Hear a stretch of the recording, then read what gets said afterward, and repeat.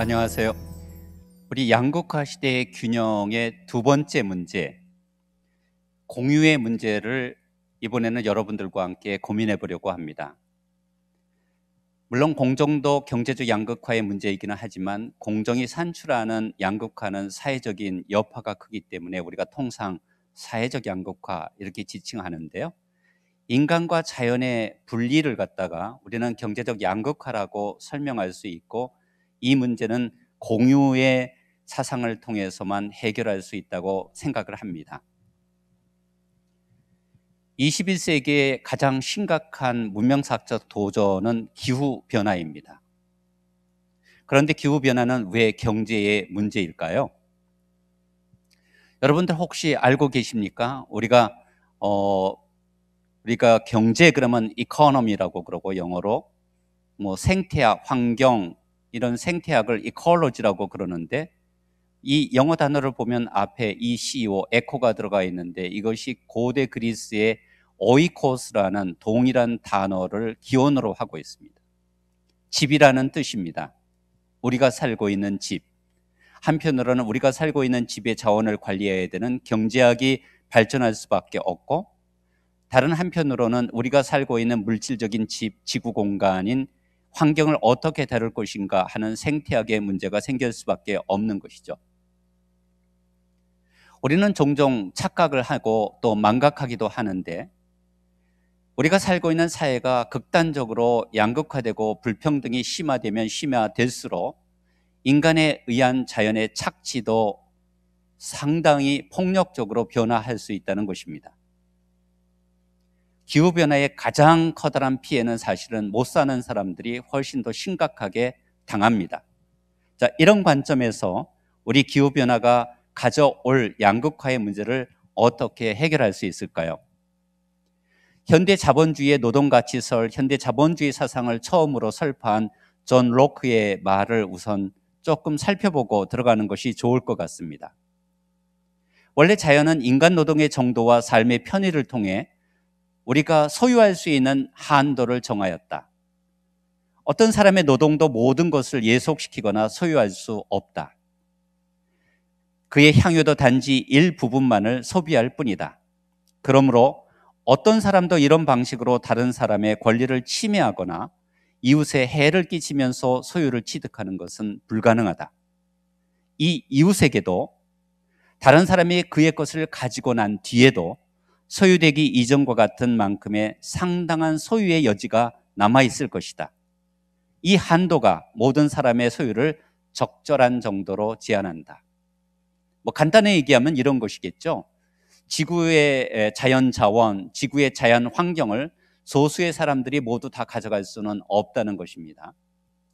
아무리 우리가 좋은 삶과 행복한 삶, 또 물질적 발전을 위해서 자연을 착취하고 자연을 사용한다고 하더라도 나머지 사람들이 그것을 향유할 수 있을 정도만큼은 남겨놓아야 된다는 것이죠.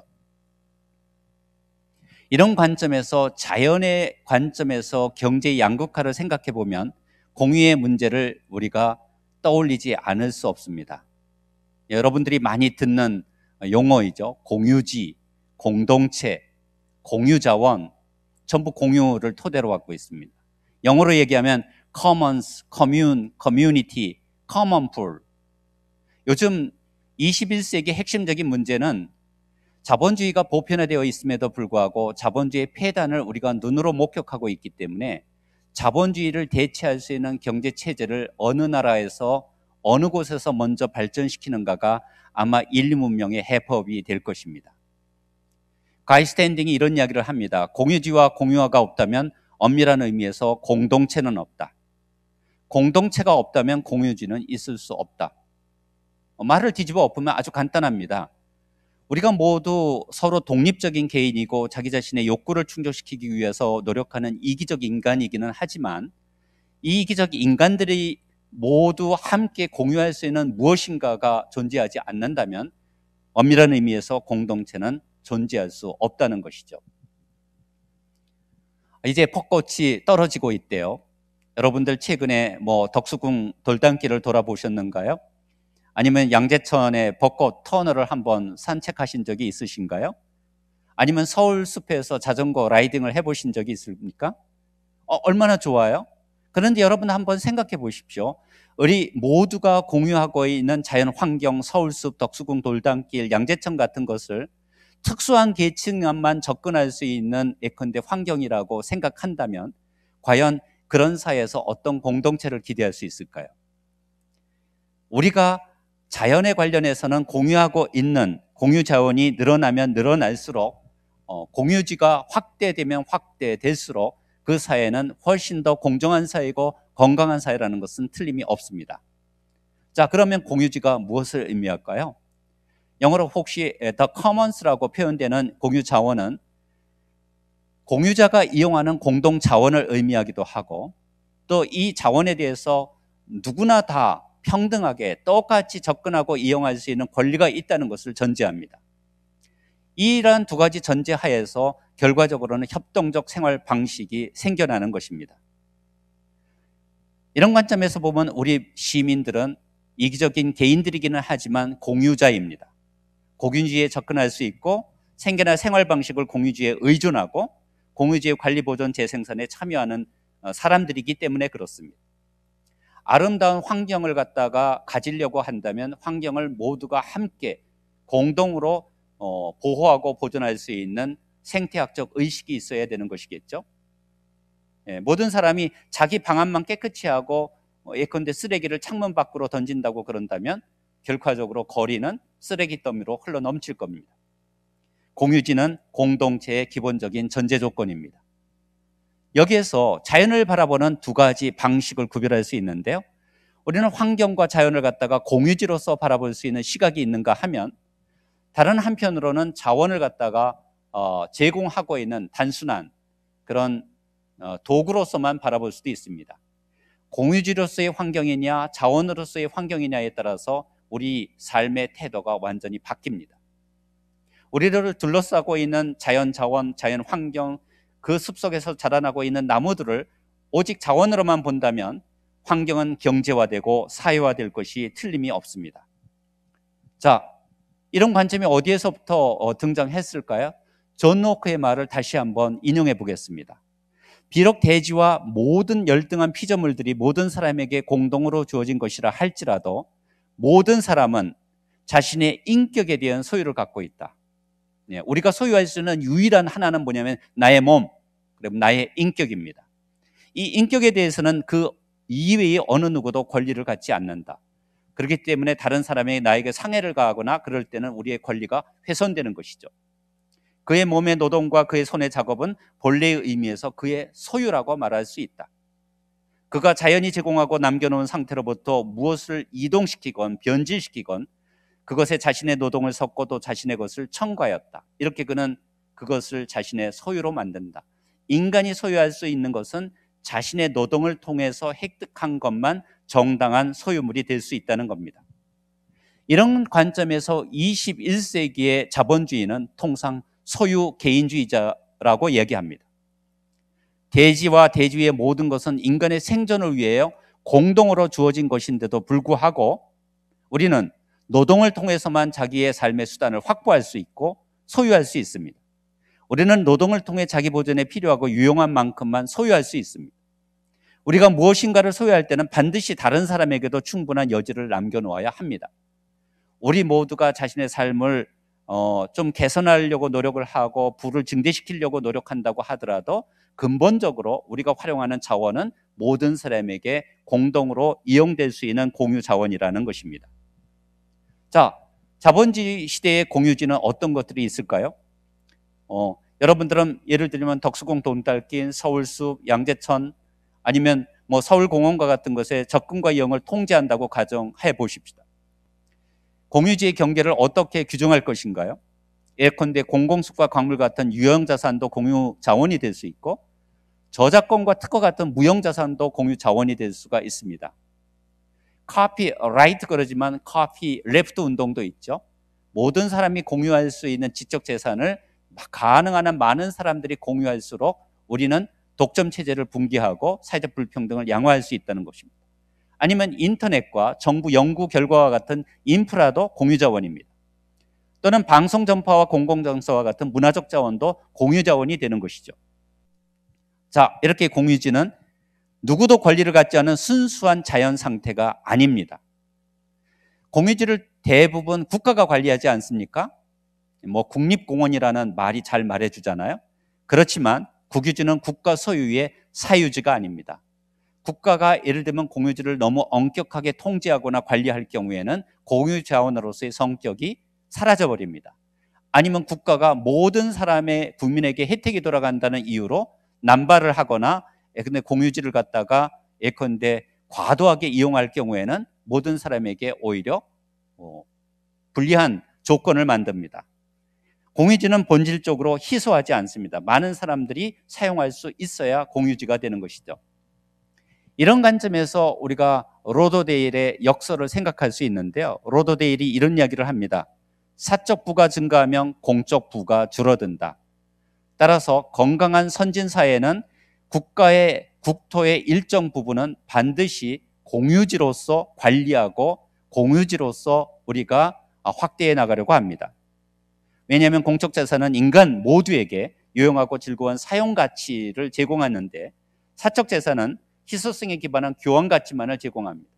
중요한 것이 뭐가 더 중요하다는 걸까요? 시장에 나가서 사고 팔고 자신의 자산을 증대시킬 수 있는 교환 가치보다는 모든 사람이 사용함으로써 얻을 수 있는 사용 가치가 더 중요하다는 것입니다. 여기에서 부의 역설이 생기는 것이죠. 자본주의가 발전하면 발전할수록 생태계는 파괴됩니다. 왜냐하면 자연자원이 상품화되고 자연환경이 점점 더 희소해지고 공유자원이 황폐화되기 때문입니다. 여러분도 한번 생각해 보십시오. 난개발이 이루어지고 인간이 모든 자연자원을 갖다가 개발한다고 가정을 할 경우 여러분들은 예컨대 자연을 느끼기 위해서는 어떻게 해야 됩니까? 먼 거리로 이동을 해야 됩니다. 근데 선진국에 가보면 어떻습니까? 도시 한가운데 수많은 공원들이 많이 있고 많은 사람들이 신분의 관계가 없이 공동으로 사용하고 접근할 수 있는 공원들이 훨씬 더 많습니다. 그러니까 그 이야기는 뭐예요? 먼 거리를 이동하지 않고서도 예컨대 자연을 활용할 수 있는 기회가 주어진다는 것을 의미합니다. 자, 자본주의와 생태계가 파괴되고 있는 21세기에서 공유지가 얼마나 중요한가를 우리가 알 수 있습니다. 공유지는 왜 파괴가 되고 어떻게 파괴될까요? 누구나 자유롭게 사용할 수 있는 공유 자원은 사람들의 남용으로 쉽게 고갈될 수 있습니다. 그러니까 난개발을 막아야 된다는 것이죠. 그런데 난개발이 이루어지는 것은 항상 어떤 것입니까? 국가 이익을 증대시키는 목적으로 아니면 우리가 국가의 예컨대 GDP를 향상시킨다는 목적으로 국가가 개발하는 곳이 그렇습니다. 자, 이런 관점에서 우리가 게릿 하딘의 공유지의 비극을 생각할 수밖에 없는데요. 여러분들 한번 생각해 보십시오. 옛날 어느 마을에 공유지의 목초지가 있다고 가정을 해봅시다. 이거는 누구에게 속한 것도 아니고 국가가 관리하는 것도 아니고 마을 사람들이 모두가 자기 키우는 예컨대 양을 갖다가 방목할 수 있는 곳인데 이 목초지가 감당할 수 있는 한계 안에서 각자가 예를 들자면 자기의 가축들을 꼴을 먹이도록 한다고 그런다면 모두에게 도움이 됩니다. 그런데 어느 순간 누구나 자기 공짜로 주어지는 목초지를 이용하고자 하다 보니까 누구나 수의 제한 없이 자기의 가축을 이렇게 풀어놓다 보면 결과적으로는 목초지는 황폐하게 되고 모든 사람이 활용을 할 수 있는 목초지는 사라지게 됩니다. 이것이 공유지의 비극입니다. 게럿 하딘의 말을 직접 들어볼까요? 바로 여기에 비극이 있습니다. 목동들은 제한된 목초지의 가축을 무제한으로 증대하도록 강요하는 시스템 속에 갇혀 있습니다. 파멸은 모든 인간이 달려가는 최종 목적지입니다. 공유자원은 자유롭게 이용해야 한다고 믿는 사회에서 각 개인이 자신의 최대 이익만을 추구할 때 도달하는 것이 바로 이 파멸인 것입니다. 이처럼 공유자원에서 보장되는 자유는 모두를 파멸의 길로 이끕니다. 이것이 공유지의 비극입니다.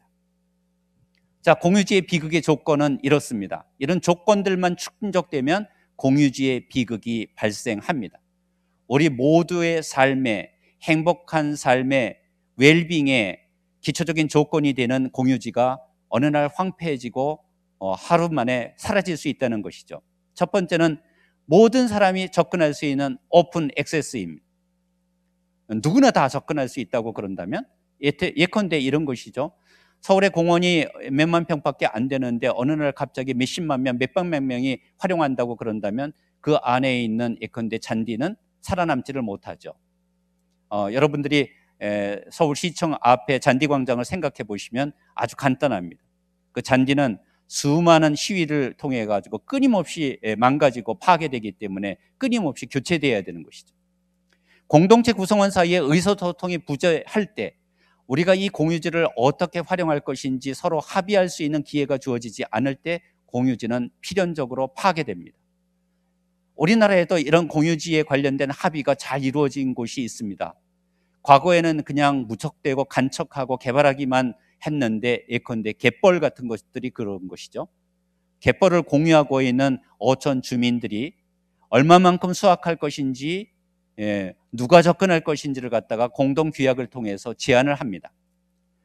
또 자기 이익을 극대화하려고 가능한 한 모든 사람에게 공유되어 있는 것을 공짜라고 생각하는 무임승차자들이 많으면 많아질수록 공유지의 비극은 생겨나기 시작을 합니다. 이렇게 과잉 방목으로 인한 손실에 대한 협의가 부재할 때 공유지의 비극은 일어나게 마련입니다. 자, 하딘의 목동 게임을 우리가 소위 말하는 우리가 게임 이론으로 한번 간단하게 살펴볼까요? 여기에는 행위자가 두 명이 있습니다. 어떤 목초지를 두 명에 공유한다고 가정을 해봅시다. 방목할 수 있는 가축의 수를 L이라고 생각을 하고 협동 전략은 방목할 수 있는 상한선 미만으로 각자가 자기 자신이 기르는 예컨대 양을 또는 소를 갖다가 풀어놓는 것을 의미한다고 그런다면 서로 협력을 하면 각각 10회씩 이득이 옵니다. 그런데 제한되어 있는 가축 수보다 훨씬 더 많은 가축을 풀어놓으려고 서로가 노력을 한다고 그런다면 결과적으로는 이 목초지가 궁극적으로 황폐화되고 파괴되기 때문에 서로가 배반을 하면 어떤 결과가 초래가 될까요? 어느 누구도 이익을 얻지 못합니다. 가능한 A가 배반을 하고 A는 협력을 하고 아니면 B가 배반을 하고 A가 협력을 할 경우에는 협력하는 자는 마이너스 1의 손해를 보고 협력하지 않는 자는 배반을 하는 자는 11일에 예컨대 이득을 가지고 오죠. 자, 우리 사회가 극도로 양극화된 불공정 사회라고 그런다면 협력하는 사람과 배반하는 사람이 따로 있다는 것입니다. 그러면 어떻게 해야 될까요? 모든 사람이 협력할 수 있는 사회적 기초를 마련해야 된다는 것이죠. 어떻게 하면 서로 협력하게 만들 수 있을 것인가? 어떻게 하면 우리가 공유하고 있는 자연자원을 공동으로 관리할 수 있을 것인가 하는 문제가 제기되는 것입니다. 그런데도 이게 쉽지가 않습니다. 왜 그럴까요? 개인이 눈앞에 바라보는 이익은 너무나 뚜렷합니다. 가시적입니다. 자기 이익은 보이는데 공동의 이익은 잘 보이지 않습니다. 그렇죠? 예를 들자면 쓰레기가 있을 때 자기가 쓰레기를 몰래 내다 버리면은 자기는 직접적인 이익의 혜택을 얻을 수 있는 데 비해서 그것으로 인해서 예컨대 공동으로 예를 들자면 청소를 하고 환경을 관리하고 이랬을 때 얻을 수 있는 이익은 먼 미래의 일이거나 눈에 잘 보이지 않는 비가시적입니다. 사적 이익은 직접적이고 공적 이익은 간접적이기 때문에 우리는 쉽게 협동하지를 못합니다. 따라서 공유의 제도를 갖다가 발전시키려고 그러면 협동하는 것이 궁극적으로는 나에게도 이익이 된다. 협동하는 것이 나에게도 엄청난 이익을 가져다 준다는 것을 눈으로 보여줘야만 합니다. 각자의 이익이 얼마나 가시적인가가 결과적으로는 사회적 협동 체제를 갖다가 성공시킬 수 있는 핵심적인 요인이 되는 것입니다. 근데 아리스토텔레스가 정치학에서 이런 얘기를 하거든요. 모든 사람이 공유하고 있는 이렇게 이야기를 할 때 모든이라는 말은 정말 애매모호하다. 최대 다수가 공유하는 것은 가장 빈약한 취급을 받는다. 모든 자는 주로 자기 자신의 것을 생각하고 공유물에는 별로 흥미를 갖지 않는다. 그러므로 그가 그 자신 개인으로서 관련될 때 비로소 흥미와 이해를 갖게 되는 것이다. 자, 우리가 협동하고 또 이 건의 공적 이익에 기여할 수 있도록 만들기 위해서는 나 자신과 관련되어 있는 흥미와 이해를 가질 수 있도록 만들어줘야 된다는 거예요. 사적 이익이 공적인 협동을 통해서 증대될 수 있다는 것을 끊임없이 보여줘야 된다는 것입니다. 이것이 많은 사람이 모여 있을 때의 모순입니다. 많은 사람이 모여 있게 되면 우리는 의도하지 않은 결과를 가져옵니다. 이것을 이제 경제학 사회학 이론에서는 집합행동의 논리라고 이야기를 하는데요. 여러분들도 잘 알고 계시는 무임승차자 문제가 생깁니다. 소위 말하는 프리라이더가 탄생한다는 것이죠. 무임승차자는 언제 발생할까요? 구성원의 수가 아주 적거나 구성원들에게 공동의 이익을 위해 행동하도록 강제할 장치가 없는 한 합리적으로 사적 이익을 추구하는 개인은 공익 혹은 집단 이익을 위한 행동을 하지 않을 것이라는 겁니다. 여러분들이 혹시 유럽 여행을 해보셨는가요? 예, 유럽 여행을 해보시면 예컨대 공공교통수단을 이용하다 보면 검표하는 사람들이 별로 없습니다. 그러니까 개인에게 맡겨놓는 것이죠. 그런데 간혹 불특정 다수를 향해서 예컨대 검표 검사를 합니다. 그러다 걸리면 어떻게 되는 줄 아세요? 엄청나게 커다란 벌금을 묻니다. 그러니까 무엇을 의미하느냐 하면 사적 이익을 추구하는 개인의 행동을 통제할 수 있는 사회적 제도와 규칙이 반드시 있어야 된다는 것이죠. 이것이 무임승차 문제를 해결할 수 있는 문제입니다. 그러면 이런 공유의 딜레마를 어떻게 해결할까요? 우리는 이제까지 이런 문제를 해결하는 것을 두 가지 제도로만 국한해서 생각해 왔습니다. 하나는 국가의 강력한 통제로 우리가 무임승차 문제를 해결해야 된다, 이렇게 이야기하는 사람들이 있는가 하면, 다른 한쪽에서는 국가가 통제하면 통제할수록 오히려 상황이 더 나빠질 수 있기 때문에 시장에 맡겨야 된다, 이렇게 이야기하는 사람도 있습니다. 우리가 국가의 통제에 맡기는 모델을 리바이어드 모델이라고 하고 시장에 맡기는 태도를 갖다가 자유시장 모델이라고 하는데요. 국가의 리바이어드 모델은 외부의 강력한 힘, 강제력을 전제로 하는 것이죠. 그런데 자유시장 모델은 각각의 이익이 증대되는 것을 추구하기 때문에 자기 자신의 이익에 손해되는 행동을 하지 못하도록 만드는 시장에 맡겨야 된다는 것입니다. 우리가 지난 2, 3년 동안 경험한 부동산 문제도 이것으로 우리가 구별해서 생각해 볼 수 있겠죠. 국가가 개입을 하면 시장이 왜곡돼서 오히려 부동산 가격을 더 올릴 수도 있다는 것을 우리가 경험을 했습니다. 한편에는 그러니까 시장에 맡겨놓다고 그러는데 자유시장에 맡겨놓으면 시장이 또 왜곡돼 가지고 예컨대 부동산 가격이 폭등할 수도 있는 것이죠. 여기에 제3의 가능성을 이야기하기도 합니다. 국가와 시장은 실패할 수 있습니다. 국가가 실패한 예를 제가 하나 가지고 왔는데요. 여러분들이 지금 사진 이미지에서 볼 수 있는 것처럼 갑자기 아주 산림이 빽빽하게 가득 차 있던 산림이 파괴가 되고 민둥산이 되고 있는 이런 장면을 여러분들이 강원도 지역으로 이렇게 여행을 하다 보면 종종 발견하시게 될 겁니다. 이 이유는 국가가 한 일입니다. 2050년까지 탄소 중립 3,400만 톤에 기여하겠다고 그래서 산림청에서 벌기령이라고 그래서 일정 나이가 된 나무들을 비고 젊은 나무들로 개량을 하면 탄소를 저장할 수 있는 역량이 훨씬 더 높아진다는 과학적인, 그런데 제가 보기에는 비과학적인 근거로 일부러 교체 작업을 한 겁니다. 물론 많은 사람들이 항의를 했고 비판을 했죠. 이 정책은 지금 철폐가 됐습니다.